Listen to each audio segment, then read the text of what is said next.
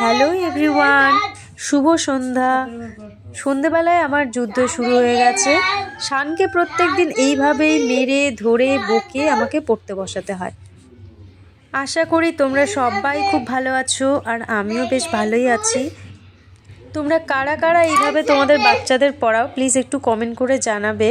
শুধু আমার বাচ্চা বলে নয়, অনেকের বাচ্চাই হয় এরকম দুষ্টুমি করে। অনেক কষ্ট করে পড়াশোনায় তাদের মন বসাতে হয়। যেভাবেই হোক পড়াশোনাটা তো করাতেই হবে, ছেড়ে দিলে তো চলবে না। 6 7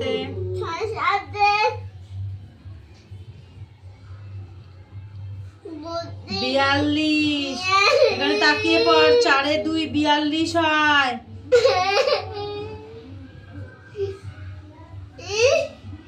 খেলতে গেলে এখন সব ভাল লাগে, পড়ার বেলায় কিছু।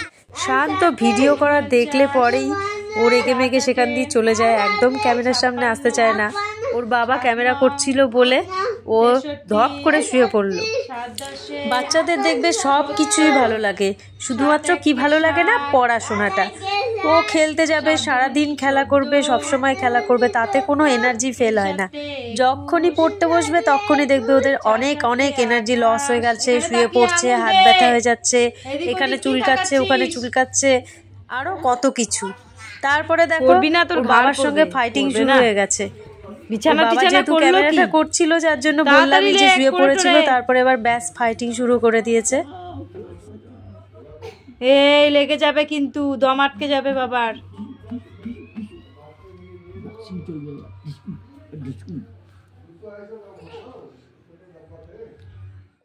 বাবু পুরো অবাক, কি হচ্ছে এখানটায়, তাই না বাবু?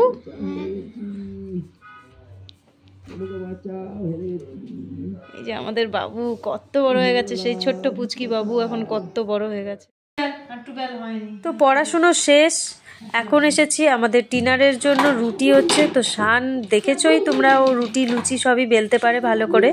ও আমাকে রুটি বেলে দিচ্ছিল আর আমি ভাজছিলাম। দেখো বেশ ভালোই রুটিটা বেলতে পারে, তোমরা দেখো পুরো গোল হয়েছে কিন্তু রুটিটা।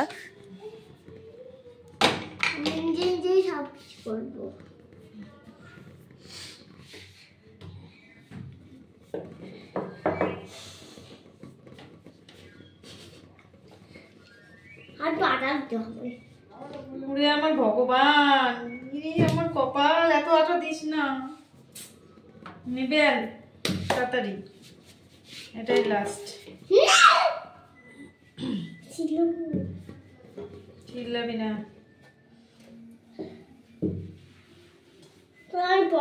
ওর কাজ বাজ করতে ভালোই লাগে, কিন্তু পড়াশোনাটা ভালো লাগে না। দেখো বলছি রুটি হয়ে গেছে আর লাগবে না, তাও বলছে না আরও বেলবো।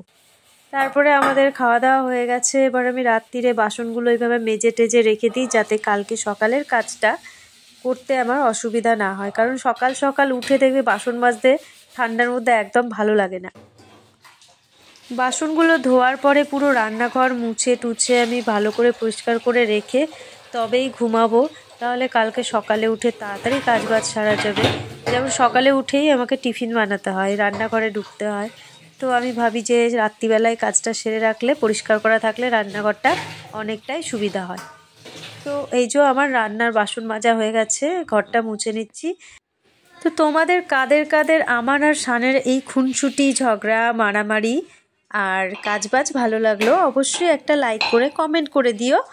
তো আজকের ভিডিওটা আর বড় করছি না, এরপরে তো ঘুমোতে যাওয়ার পালা, রাত্রির অনেকটাই হয়েছে। এখনকার মতো এটুকু, টাটা।